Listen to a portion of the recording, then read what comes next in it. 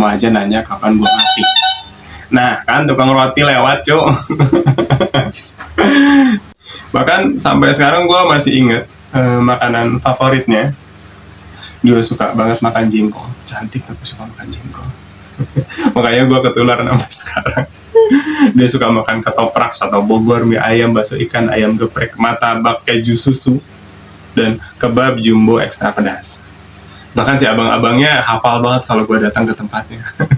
Tapi yang gue pikirkan saat itu adalah bukan tentang bagaimana perasaannya, tapi tentang apakah dia mampu menjalani semuanya ketika semuanya benar-benar berubah.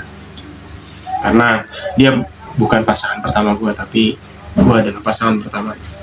Dia bukan cinta pertama gue, tapi dia adalah orang yang terakhir dalam masa pencarian gue. Berusaha belajar ngirit, dan kalau kita beli makanan tuh, kalau nggak beli banyak ya mending nggak usah beli sekalian. Jadi dulu kita ngakalinnya, kita selalu ritual kalau kita libur di hari yang sama. Siangnya kita beli bahan-bahan mentah kayak sosis, bakso, atau otak-otak kayak gitu. Terus sorenya kita tusukin rame-rame, tusuk-tusuk bareng-bareng gitu. Terus malamnya kita bikin sate-satean ala-ala gitu. Akhirnya kita bakaran tuh rame-rame sama keponakannya, jadi saudara-saudara gitu. Karena keponakannya banyak banget dan gue suka anak kecil. Menurut gue itu mood booster banget. Semakin banyak anak-anak, maka gue semakin happy. Dan momen itu menurut gue momen sweet banget. Gak pernah gue dapetin lagi. Pola makan gue berantakan. Dalam rentang 3 bulan berat badan gue turun hampir 5 kilo. Vertigo gue jadi sering kambuh-kambuh. Bahkan gue kembali jadi orang yang psikosomatis, yang suka tiba-tiba mual, tiba-tiba pusing. Bahkan gue ngomong sama adik-adik gue, sama keponakan gue waktu itu, kalau gue lagi ngelamun tolong ajak gue ngobrol. Gila gak tuh? Saking depresinya gue sering negor orang di jalan yang mirip dia, tapi yang ada gue malu sendiri karena gue salah orang. Halo, assalamualaikum guys, kenalin nama gue Endang Suherman. Gue berharap siapapun kalian, dimanapun dan apapun profesinya, semoga selalu dalam lindungan Allah Subhanahu Wa Taala, karena itu yang paling penting. Udah hampir 3 minggu ini gue nggak bikin konten dikarenakan keluarga gue lagi dapat musibah. Kakak ipar gue masuk rumah sakit karena pecah pembuluh darah. Jadi selama 3 minggu ini gue nggak bikin konten sama sekali. Gue nggak mikirin.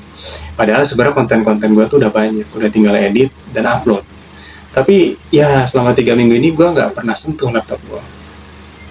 Dan asli gue kangen banget ngoceh ngalur ngidul nggak jelas kayak gini. Dan posisinya sekarang di rumah gue asli rame banget. Karena kedua keponakan gue ungsiin ke rumah ini. Karena di sana kan gak ada yang ngurus. Mamanya di rumah sakit dan jimok itu gak boleh banyak-banyak. Jujur gue agak sedikit terganggu sih. Karena pada berisik, pada pecicilan, lari ke sana kemari. Apalagi pas gue bikin materi, gue jadi gak bisa fokus jadinya. Tapi senangnya nyokap gue jadi ada temen. Dan kalian bisa lihat nanti laptop gue kayak gimana bentuknya. Itu adalah salah satu karya seni dari mereka.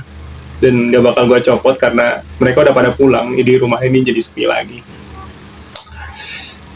Jujur, tadinya gue mau bikin konten itu 2-3 bulan yang lalu. Cuma gue rasa saat itu gue belum benar-benar bisa berdamai sama diri gue sendiri. Dan awalnya sih gue sempat ragu menjadikan perjalanan hidup gue yang penuh lika-liku kehidupan menjadikan perjalanan hidup gue hanya untuk kanal YouTube yang sedang gue kembangkan.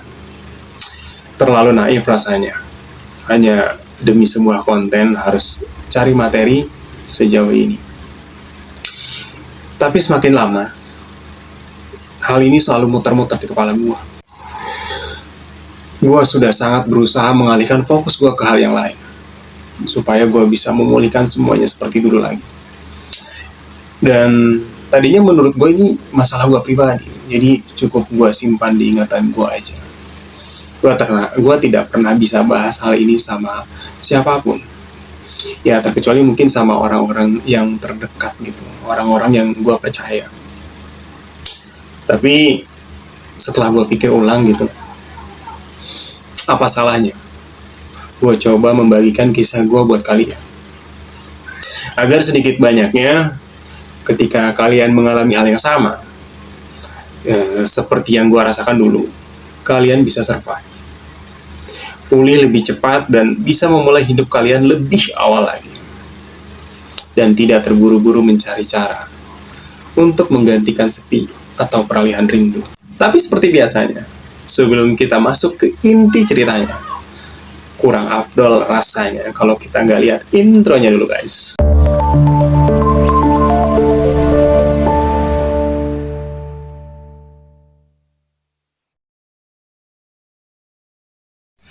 Jujur, gue nggak tahu konten ini gue mau kasih judul apa.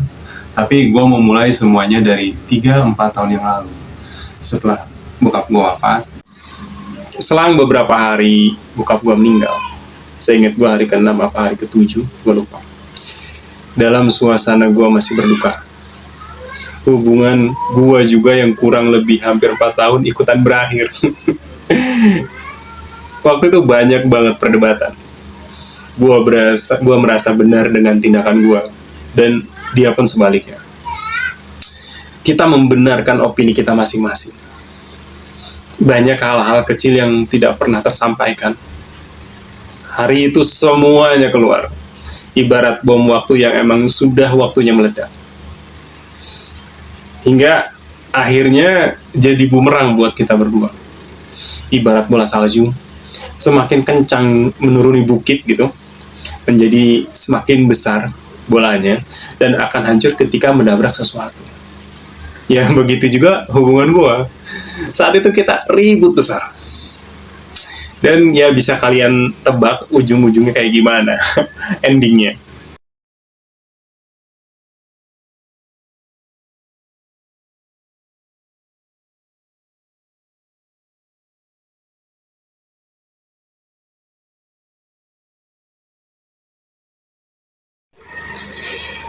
Selama 1 tahun itu pula menjadi proses pemulihan gue.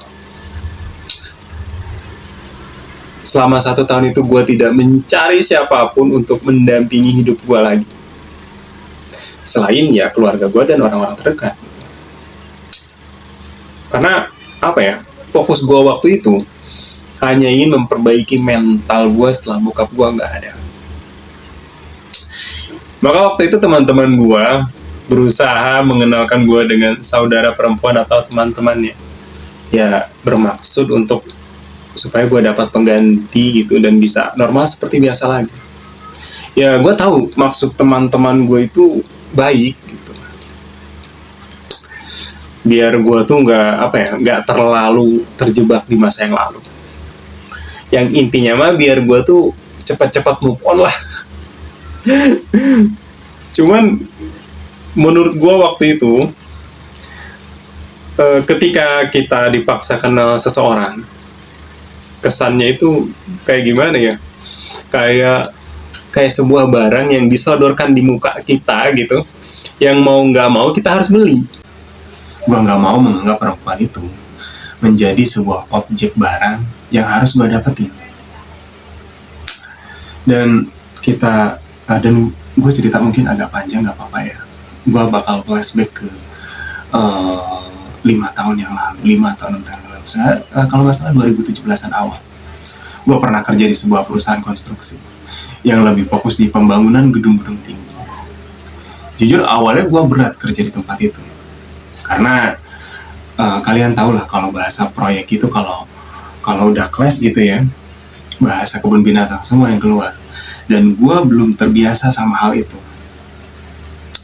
Tapi waktu itu posisinya bokap gue udah nggak produktif, udah sering sakit-sakitan, dan mengharuskan gue dapat uang ekstra karena adik gue 1 SMP, 1 SMA, lagi kencang-kencangnya darahnya. Di sana melalui proses yang lumayan panjang, akhirnya gue bisa merangkap apa aja. Gue bisa jadi driver, gue bisa jadi logistik, bahkan gue bisa diperbantukan di survei. Dan kerjaan yang paling gue senang adalah ketika gue digambar, karena buat gue merasa hidup aja saat gue ngerjain itu. Gue berasa antusias aja gitu. Dan emang posisi posisi itu dari awal gue pengen. Tapi intinya mah waktu gue di situ gue bisa masuk kemana aja. Dan gue perpendek aja ceritanya karena kalau gue ceritain dari awal sampai akhir itu bakal makan durasi banyak banget. Nah, suatu hari teman kantor gue minta tolong. Dia minta di-handle kerjaannya sama gue karena dia mau menghadiri acara pernikahan anak buahnya. Yang mana anak buahnya itu sebenarnya adalah salah satu tim material gue juga. Nah, waktu itu gue di logistik dan gue diperbantukan di tim material yang kerjaannya ngatur-ngatur material buat mandor. Karena kalau material itu nggak diatur, banyak mandor yang nggak kebagian dan porsinya acak-acakan aja gitu. Dan kalian tau lah ya, namanya orang proyek kan badannya samsam semua. Ada yang dari Jawa, ada yang dari Sunda, ada yang Kalimantan, ya pokoknya campur-campur lah. Dan seinget gue ada salah satu dari tim material gue orang Kuningan, orang Sunda tepatnya. Nah ternyata anak buah teman gue ini yang baru nikah, yang setahu gue orang Kuningan, bisa dibilang kepala empat. Dia adalah seorang duda yang gue nggak tahu ceritanya gimana, dia menikah dengan seorang janda yang ternyata istri barunya orang Bogor juga. Yang setelah gue tahu ternyata teman gue itu minta handle kerjaan dia buat menghadiri ya acara pernikahan si Akang ini. Karena dia satu daerah sama gue, ya nggak satu daerah juga sih, beda beberapa kilo. Cuman jalannya itu kalau gue pulang searah sama jalan gue ke rumah, otomatis kan gue jadi sering ngobrol jadinya sama dia. Karena emang saat itu dia leader di tim gue. Yang gak enaknya buat gue adalah si Akang ini jadi sering minta bareng sama gue kalau gue pulang. Ya alasannya emang masuk akal sih, biar hemat ongkos, jadi makanya gue iyain. Jadi kan otomatis kalau gue pulang bareng dia terus tiap minggunya. Nah suatu hari ketika pas gue bareng pulang dia ke Bogor naik motor, pas sampai depan rumahnya gue disuruh mampir sama si Akang ini, sama istrinya juga, yang sekarang bisa dibilang orang tua kedua gue. Jujur awalnya gue sering nolak karena gue pengen buru-buru sampai rumah dan pengen langsung istirahat. Tapi saking seringnya gue nolak, akhirnya menurut gue ya udah deh gitu. Gak enak kalau gue keseringan nolak. Takutnya gue disangka sombong, padahal kan emang sebenarnya gue sombong. Akhirnya gue menyempatkan untuk mampir, maksudnya untuk menghargai. Dan suatu hari saat gue mampir, posisi istrinya tuh lagi nggak ada di rumah. Katanya lagi jemput anaknya yang kerja di Jakarta. Waktu itu kalau nggak salah jam 2 siang, hari Sabtu. Dan kebetulan habis besar gue ada janji sama teman gue. Karena gue nggak mau ribet, barang-barang gue banyak, akhirnya gue nitipin laptop gue di situ. Dan akhirnya gue pamit ke rumah teman gue karena emang gue udah punya janji. Pas sampai rumah teman gue diskusi ngalor ngidul bahas kerjaan, dan sekitar jam 7-an malam gue pamit buat pulang. Nah, karena kondisinya gue udah capek banget, pas gue udah sampai rumah, gue mau istirahat, gue liat handphone ada 7 panggilan tak terjawab. Kenapa nggak gue angkat? Karena gue silent. Ada 7 panggilan tak terjawab, ternyata ini panggilan dari si Akang material. Terus dia ngechat, kata dia laptopnya kapan mau diambil Kang. Terus gue bilang ya besok aja karena besok kan gue libur. Terus dia voice note ngedadak gitu, kayak orang panik. Yang intinya gue harus datang saat itu juga. Dan ya tanpa pikir panjang, ya gue langsung ke sana. Dan setelah gue sampai sana, lucunya si Akangnya ini udah tidur. Dan hanya ada istrinya sama anak pertamanya yang baru pulang dari Jakarta gitu. Dan dari situ kayaknya saat itu gue ada burung sama lope di kepala gue muter-muter. Karena gue terpesona sama anak dari cara penampilan sama berpakaian. Saat itu rasa capek gue hilang, tergantikan perasaan senang berapi-api. Gimana sih kayak orang baru lihat cewek pertama kali gitu. Grogi gak jelas gitu. Karena emang dari dulu gue tuh suka sama perempuan yang berhijab, pakai gamis gombreng, apalagi pakai cadar gitu. Kayaknya lihat dia aja udah bahagia banget, berasa mau pecah jantung gue saat itu. Dan singkat cerita, gue memutuskan untuk ta'aruf dan dia mau. Dan saat itu juga serang beberapa minggu gue memberanikan diri bertemu dengan orang tua kandungnya. Karena dia kan broken home gitu, jadi orang tuanya sudah bercerai saat dia kecil. Dan maksud gue menyampaikan niat gue. Dan selayaknya pertanyaan-pertanyaan orang tua pada umumnya, nanya ke gue serius apa enggak, terus rencana ke depannya apa, kayak gimana. Ya pertanyaan-pertanyaan selayaknya gue nanya pacar adik-adik gue. Intinya mah yang gue tangkap dari pembicaraan tersebut, bapaknya minta diadakan acara kecil-kecilan, intinya minta dirayain. Ya terus saat itu gue minta waktu 2 tahun untuk kumpulin semuanya buat modal nikahin dia. Saat itu gue percaya diri dalam waktu 2 tahun gue bisa ngumpulin minimal 20-30 juta. Tapi pada kenyataannya ketika hubungan itu sudah melewati 2 tahun pun gue belum bisa menepati janji gue. Jujur gue malu sama diri gue sendiri. Hingga pada akhirnya mungkin kurang lebih 7 atau 8 bulan yang lalu, dia seorang pasangan hidup yang dulu gue anggap kita akan benar-benar berakhir di pelaminan. Tapi pada kenyataannya tidak seperti apa yang kita berdua harapkan. Bahkan tanpa dia tahu, ketika semuanya sudah berakhir, sampai sekarang gue masih berusaha menyisihkan pendapatan gue untuk mimpi yang dulu kita berdua bayangkan. Bahkan mungkin sekarang tabungannya sudah hampir mendekati cukup. Jujur, selama hampir 4 tahun bareng dia nggak pernah nuntut apapun dari gue. Dia nggak pernah macam-macam. Dia nggak pernah minta ini dan itu. Dia nurut apapun keputusan gue. Dia adalah perempuan yang sederhana, pasangan yang baik, dia penyayang, pengertian, dia perhatian, dan yang paling penting dia dapat membawa gue ke arah yang lebih baik.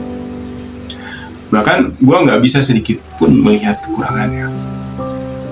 Saat itu gue sangat yakin dia adalah jawaban atas tatapan orang kayak gue ini. Bahkan dia adalah alasan kenapa gue berani mengambil keputusan untuk pindah profesi. Waktu gue bilang gue gak akan kerja lagi di tempat gue, dia khawatir. Bukan karena dia takut mengganggu keuangan gue saat itu, tapi dia mengkhawatirkan gue. Karena dia tahu betul bahwa kerjaan gue adalah hidup gue. Dan kerjaan gue adalah identitas gue. Tapi setelah gue yakinkan bahwa gue akan baik-baik aja, dia tidak lagi mengkhawatirkan hal itu. Saat gue memutuskan untuk berhenti, gue bilang, kamu nanti akan kesulitan kalau aku pindah kerjaan. Dan sampai sekarang gue masih ingat sama omongannya. Dia bilang, selagi itu halal, aku bakal selalu dukung kamu terus. Itu yang membuat gue berani mengambil keputusan besar dalam hidup gue. Saat itu, buat gue, dia bukan cuma sosok pendamping, tapi dia adalah dunia gue.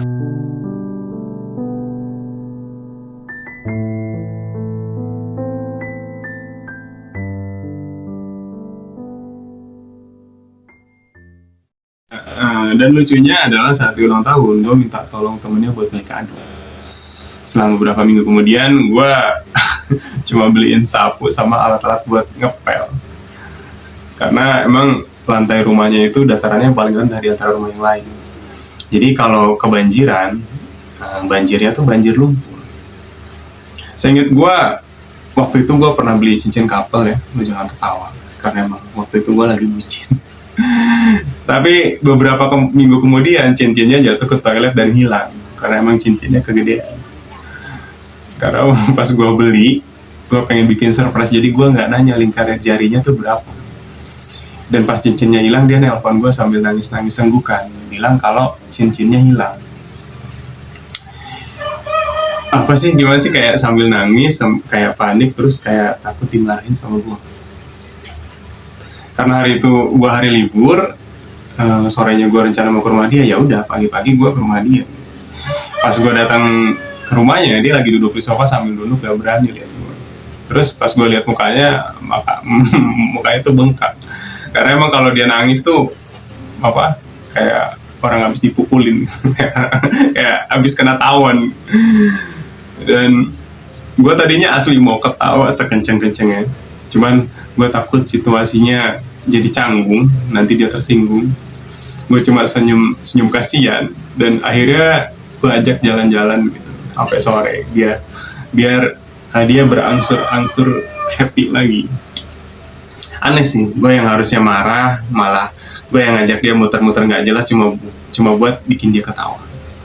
Dan menurut gue itu momen yang sweet banget ya, yang sampai sekarang gue tuh suka senyum-senyum sendiri aja gitu kalau inget momen itu. Gue nggak bisa nyalahin 100% sama dia, karena emang ya gue beli cincinnya tuh emang kegedean.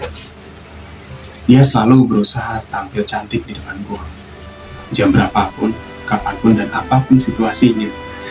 Bahkan lagi matanya sembabun abis nangis, dia berusaha pakai makeup tebal buat nutupin bengkaknya. Gue sadar bahwa dia punya hak dan waktu atas perhatian gue. Tapi kenyataannya, gue malah lebih sering meminta dia untuk memilih bersabar. Gue selalu hanyut dalam mimpi-mimpi besar gue. Gue selalu tenggelam dalam motivasi, karena gue yakin dalam waktu 2 tahun gue dapat menghalalkan dia. Gue yakin bahwa gue mampu menepati semua janji gue ke orang tuanya. Waktu gue kadang terserap habis. Kerja gue waktu itu mengharuskan gue selalu pulang malam. Seringkali buat gue lupa bahwa dia juga butuh perhatian gue. Nah, ambisi gue terlalu tinggi sampai gue lupa ada dia yang selalu di samping gue. Gue sadar dia juga butuh keberadaan gue. Dia butuh diajak bercanda, dia butuh diajak tertawa. Bahkan beberapa kali dia berusaha menjangkau perhatian gue, tapi bodohnya perhatian gue terserap habis dalam ambisi gue sendiri. Bahkan kadang suara hatinya gak bisa gue dengar lagi, dan gue tahu itu sangat bikin dia sakit hati.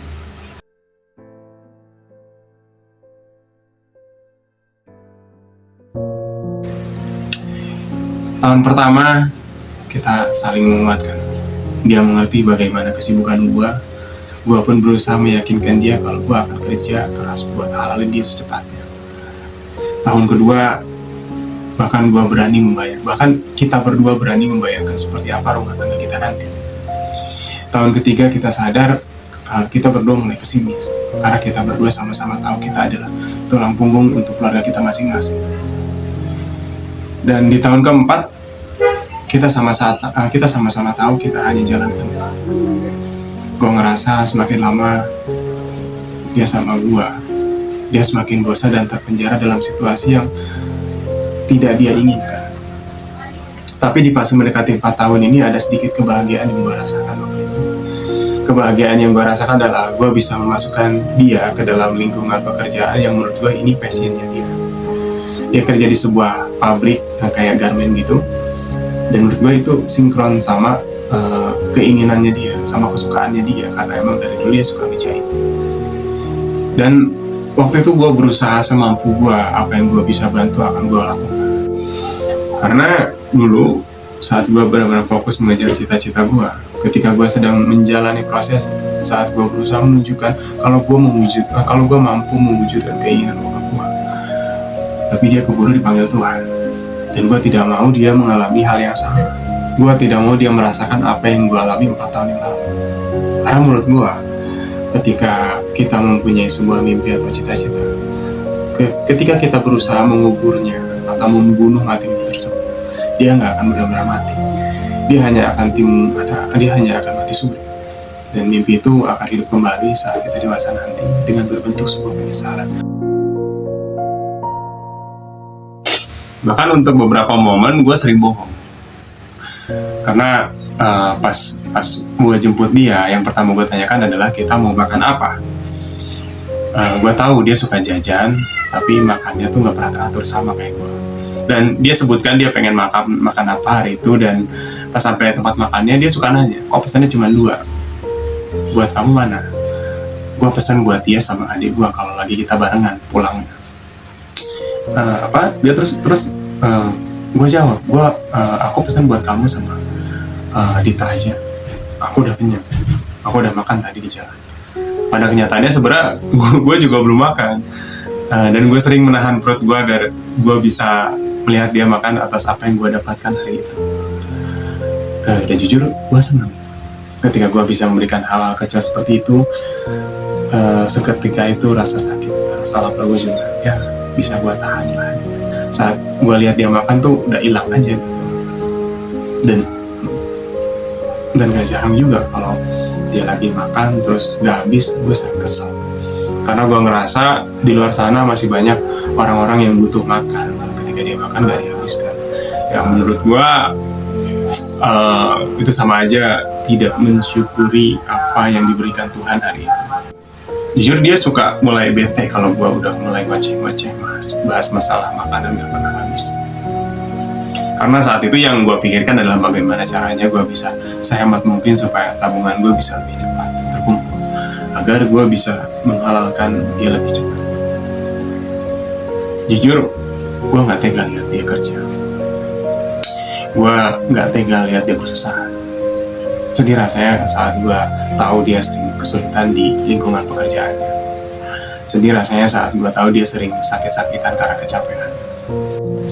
Bahkan saat itu gue selalu bilang sama diri gue sendiri, saat gue nganterin dia ke tempat kerjaannya, ketika dia masuk ke dalam gerbang pabriknya, ketika dia berjalan masuk membelakangi gue selalu bilang sama diri gue sendiri, kamu itu gak akan selamanya kerja di pabrik ini kok. Suatu saat kamu bakal punya ruko, kamu bakal punya toko pakaian, kamu bakal punya butik yang di atasnya itu ada nama kamu sebagai pemiliknya.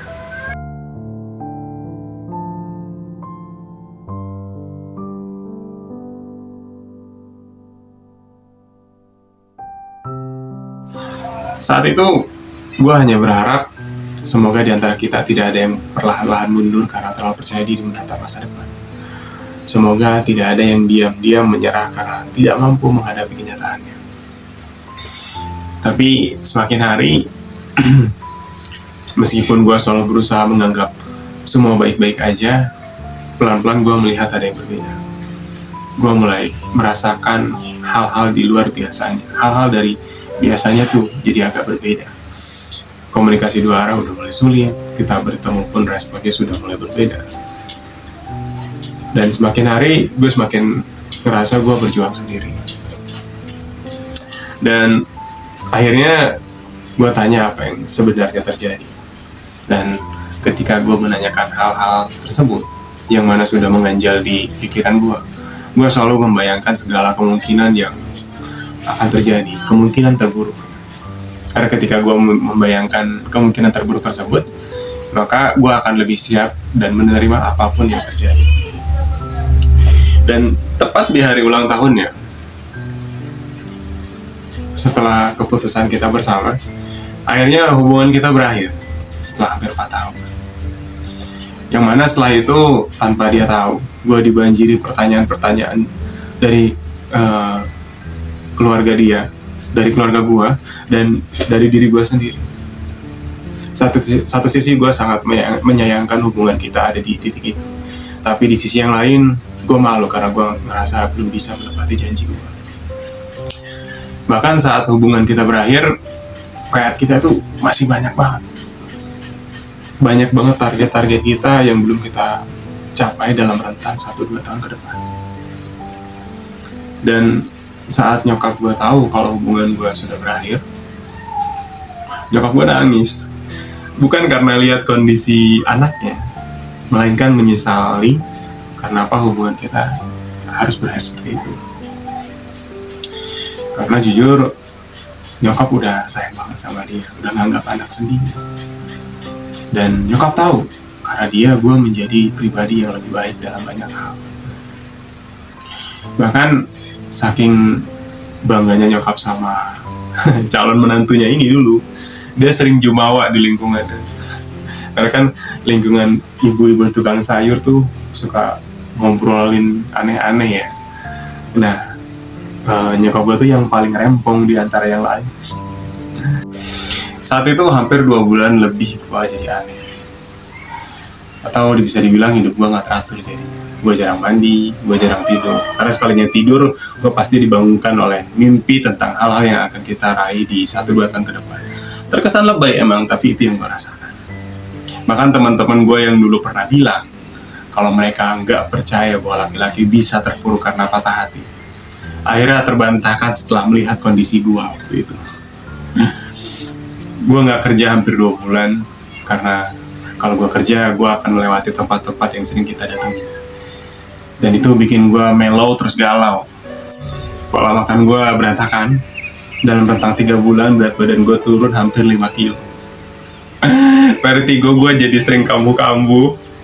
Bahkan gue kembali jadi orang yang psikosomatis, yang suka tiba-tiba mual, tiba-tiba pusing. Bahkan gue ngomong sama adik-adik gue, sama keponakan gue waktu itu, kalau gue lagi ngelamun, tolong ajak gue ngobrol. Gila gak tuh? Saking depresinya gue sering negor orang di jalan yang mirip dia, tapi yang ada gue malu sendiri karena gue salah orang. Gue sempat stres sama kekhawatiran gue sendiri, apalagi pas denger dia sakit. Gue jadi serba salah gitu. Dan yang sering kali terjadi, gue tahu udah dapet kabar kalau dia jatuh sakit. Gue langsung ngebut, padahal waktu itu gue di Tangsel dan dia di Bogor. Gue terus ngelamun, terus gue bilang, "Anjir, ngapain gue kesini?" Gue ngerasa gue udah nggak ada hak buat khawatir tentang bagaimanapun kondisi dia. Dan gue takut dia risih sama keberadaan gue. Akhirnya setelah dekat sampai rumahnya, gue muter balik dan gue pulang ke rumah. Jujur saat itu gue mencoba segala hal untuk memulihkan fokus gue. Bahkan selama beberapa bulan gue mengasingkan jauh dari tempat lahir gue. Gue jauh meninggalkan kota Bogor dengan semua kenangan-kenangan.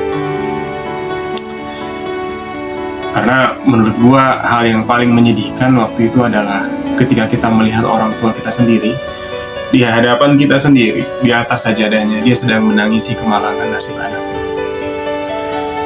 Gue sampai wanti-wanti sama adik-adik gue waktu itu, tolong kalau lu udah pulang kerja, temenin nyokap, gak usah kemana-mana, karena gue anak laki-laki. Tapi alhamdulillah adik-adik gue kan perempuan kedua-duanya, jadi kan kalau perempuan ke perempuan bisa ngobrol heart to heart gitu, tapi kan kalau laki-laki enggak. Apalagi orang tua gini kan tinggal satu ya. Gue gak bisa tahan lihat hal itu. Keterlaluan rasanya. Gue yang sudah sebesar ini masih sering buat dia nangis. Dan gue gak berani pulang sama sekali. Ya gue pulang kalau ditelepon sama nyokap karena dia khawatir sama gue. Terkesan lebay emang, tapi gue gak peduli. Emang itu yang gue rasakan saat itu. Dia adalah ganjil yang berusaha gue genapkan. Dia adalah teka-teki yang berusaha gue lengkapi. Dia adalah yang menghidupkan rasa percaya diri gue. Dia adalah yang membangkitkan semangat hidup gue setelah keluarga gue. Dan hal yang paling gue rindukan adalah ketika dia dengan sengaja bikin gue marah, tapi dia juga tahu bagaimana cara meredam amarah gue. Gue tahu cita-citanya sangat sederhana sekali. Dia hanya ingin menjadi ibu rumah tangga yang baik, mengurus rumah dan membesarkan anak-anaknya layaknya perempuan-perempuan kebanyakan. Gue tahu banget hidupnya sangat berat. Boleh dibilang masalahnya lebih banyak dibanding gue. Seorang anak gadis yang broken home, yang harus berjuang sendiri melawan kerasnya hidup dan dipaksa dewasa sebelum waktunya. Bahkan jujur, kalau setelah semuanya berlalu, setelah kita sudah tidak ada hubungan apa-apa, kalau gue ketemu dia, gue gugup. Gue nggak tahu harus ngomong apa dan harus ngapain. Jangankan ketemu dia, ketemu keluarganya aja gue masih grogi, deg-degannya setengah mati. Karena emang setiap minggunya gue pasti ke rumahnya karena ada urusan yang belum terselesaikan. Kayak ibaratnya kalau di sekolah ada guru killer yang ngasih tugas buat lu kerjain di rumah, tapi pas jam pelajarannya lu lupa bawa bukunya, atau lu nggak bisa ngerjain PR-nya. Ya deg-degannya segitu, deg-degannya setengah mati.